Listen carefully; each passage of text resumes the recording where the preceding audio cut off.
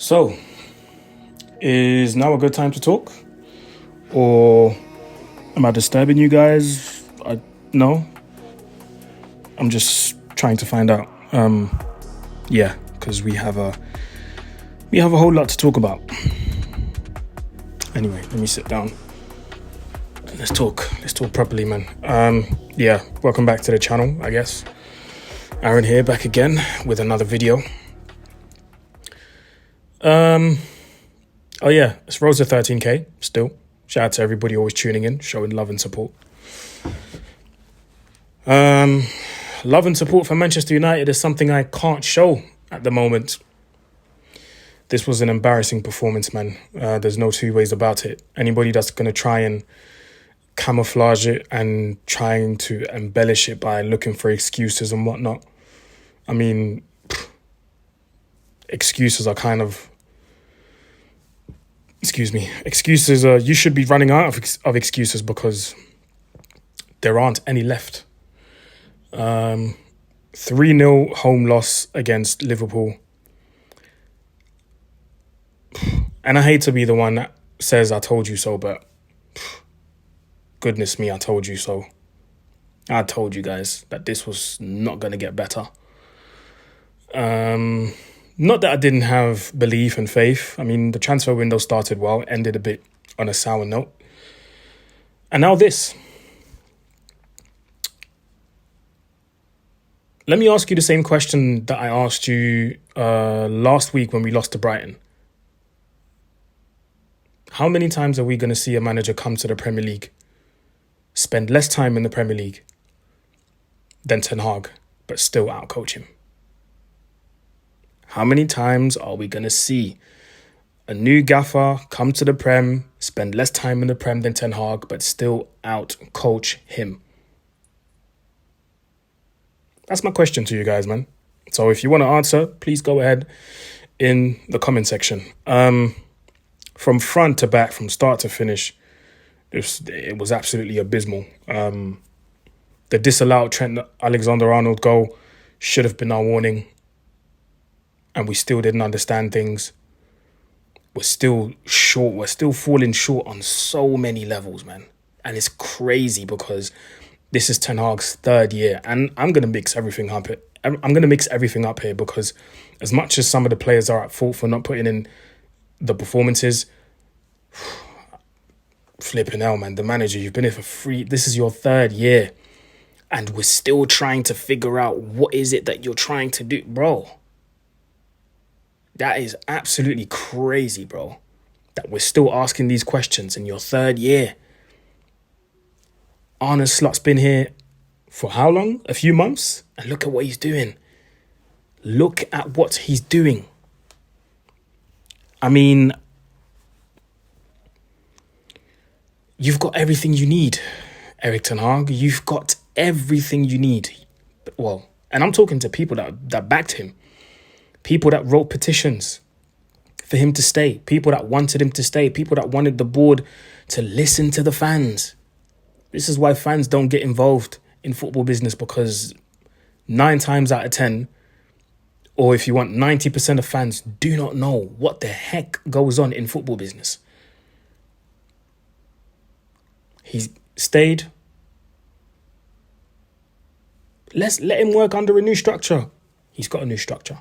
Let him work under a new board. He's got a new board. Let him have his own players. Let him bring in his own players. If we start naming the players he brought in, we'll be here all day. I think he brought in, I would like to say more than 10 players, probably your whole team. If I'm wrong, please correct me, but I'm pretty sure we're coming up to 10, 11 players that he brought in. But guess what? He's still trusting the very people that I talked about for a very long time and many times that cannot be trusted. I went on DR Sports and I said, this was a long time ago. I went on DR Sports and I said, if you want to get back to the top, you can't do that with Marcus Rashford, Bruno Fernandes and Harry Maguire and Scott McTominay. Scott McTominay is gone now, so we'll leave him out of this. If you want to get back to the top, you cannot do it with Scott. Sorry, I'm naming Scott again. If you want to get back to the top, You cannot do that with Bruno Fernandes, Harry Maguire, and Marcus Rashford. And this is nothing against them personally. And I feel like I have to say this as a disclaimer, because otherwise you get attacked again for saying, oh, you're attacking players and oh, what about their mental health? No, this is just facts. This is just straight facts. Because surprise, surprise, apart from Harry Maguire, he came on, so I'm not really going to blame him for anything. Bruno Fernandes, what did I tell you guys about this guy? New contract, I said it was a wrong move. And in the long run, Ineos are going to take an L with that decision that they made. I told you guys, more often than not, in big games, he goes missing. I told you guys this. Marcus Rashford, I told you guys he needs a new environment. He needs to find new motivation, because at Manchester United, all that's happening is that his ego's being caressed. His ego's being, they're still finding some sort of empathy for him, sorry. He needs a new environment. He needs a fresh start, somewhere different, somewhere new teammates, new city, everything. Somewhere where he has to prove himself. Bro, he's coming up to 27 years of age, and these are the performances you're putting in, my guy. It is absolutely abysmal, unacceptable. And you know what the funny thing is? Yes, Casemiro messed up. Absolutely, I'll give him all the blame that you want. But guess what? Soon as we went down 2-0, 2 errors from him, I said, as much as Casemiro is to blame for those 2 mistakes, and as much as you want to cuss Casemiro out the way you want to cuss him out however you want. But you know what I said when United went down 2-0? I said the game's lost already because there's no way on earth Ten Hag will be able to coach this team out of this sticky situation. There's no way. Why? Because I've had enough proof of incidents like today, where we go down and we're not able to at least come back and fight for a draw, because tactically, these guys are not being set up properly. They look lost. Casemiro got taken off. Everybody was happy, thinking everything's going to be rosy now. Guess what? He takes Casemiro off and goes and places Mainu in the 6, when neither Casemiro or Mainu are 6s. I felt sorry for Kobbie Mainu, because we're making him do anything but play football. We're making him run. We're making him look like a 100-meter dash runner out there, bro. All Kobbie's ever doing is running, bro. And when he's running, it's always backwards because he has to defend. When are we going to put him in the best of conditions for him to showcase his talent, which is his footballing abilities, not his running abilities? And the players that were getting in, again, nothing against Ugarte, but the players that were getting in should tell people that this season is just going to be the same of what we saw the first season and the second season. He just wants runners. But guess what? We might be in the Premier League, but teams have evolved. Teams have footballers now. Even little teams like Brighton, with all due respect, little teams, they beat us last week. They have football players, people that are technically gifted, technically good. Amad Diallo came on and was instantly our best player. Instantly. Didn't even take him 2 minutes. I sat here and told you guys, and I've pretended like I was talking to Eric. Eric, if you keep trusting these guys that you keep trusting, the Rashfords, the Brunos, the Maguires, you will lose your job. And there won't be anybody that will say, you know what, I feel sorry for him, No, because you keep making the same errors. Listen, I don't need to have a UEFA BA license to be able to sit here and tell you what this guy's done wrong in terms of coaching. I can see it with my own eyes. I don't need to be a goalkeeping expert to see that when Salah took that shot, Onana's positioning, bro, the whole left side of the goal was open, bruv. It was completely free, bro. Let me not even raise my voice because I'm not like that. But come on, like, it was completely free. I wish I could.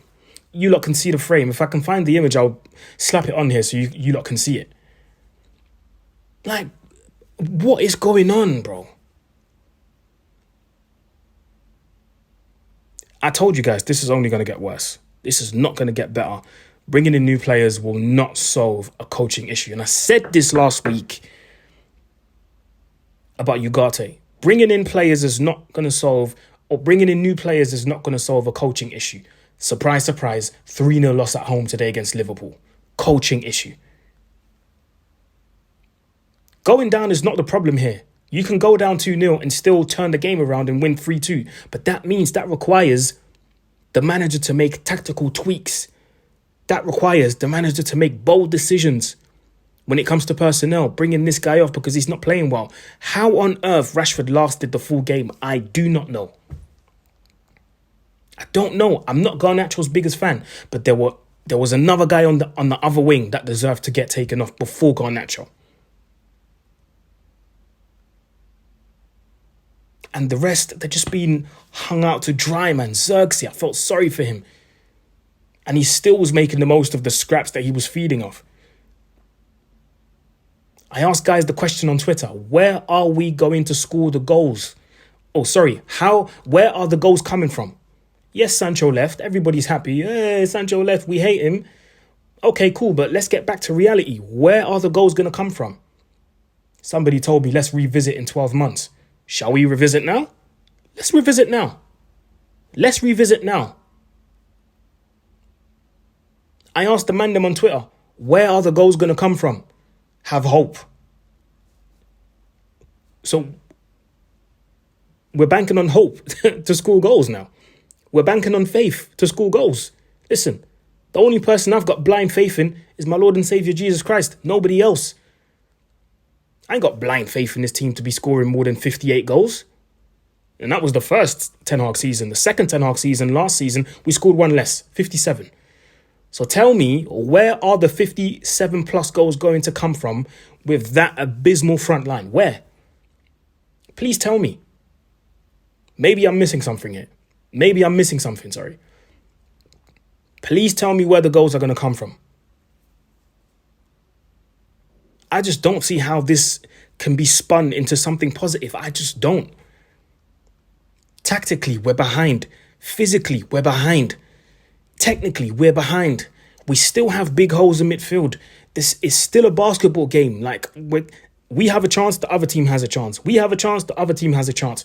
We never control games. We never seem to grab hold of a game and slow down the tempo. Play the way we want to play. Impose ourselves. We're always chasing the game. We're always trying to do things rapidly and this ball over the top and then this guy spamming the ball and then this guy... We're never at ease when we play football, bro.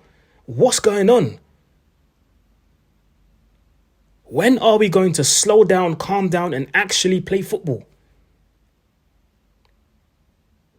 We got people just doing whatever they want. Bruno just doing his one-man press all the time.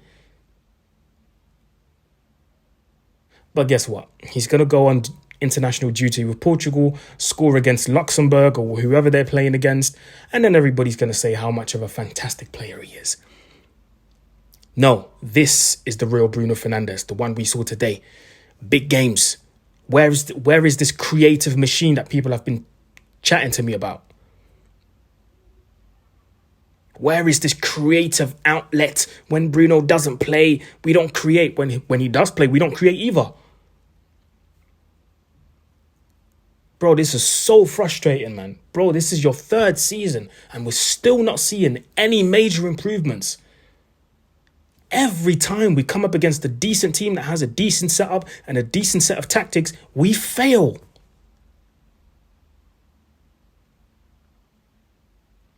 It is so frustrating, man. It's honestly so frustrating. And I'm sorry, it's not going to get better, people. It's not. And at this point, yeah, bro, 3 games in, -3 goal difference already. We finished with a -1 goal difference last season, bro. At this point, yeah, again, I'm sorry to say it, But I think at this point, it's just a matter of time before he gets sacked, bro. Honestly. Because it's not going to get better. I'm telling you. It's not going to get better. Because what's going to change tactically? He's going to send out the team to do the same 3-1-6 nonsense that he's been doing for the past 2 years. And he's going to see that it's not working, and he's still going to try and force it down our throats. And guess what? Scott McTominay wasn't here to save you today, Eric. Scott weren't here today to save you. Scott weren't here to save you today. This is why we needed you to coach. And I tweeted it, I think, yesterday or when Scott left and Ten Hag said, I didn't want him to go. He knows what it means to play for the club. I would have preferred him by my side. Yeah, you would have preferred him by your side because you know he saves your behind every time. But that's not a tactic. We need you to coach. That's what you get paid the big money for. You get paid the big bucks to coach. Not to use Scott McTominay as your first option to bring on and then score. Because even that didn't work every time. So frustrating, man. Honestly, bro. It's incredible. It's absolutely incredible. But yeah, I'm going to stop rambling on.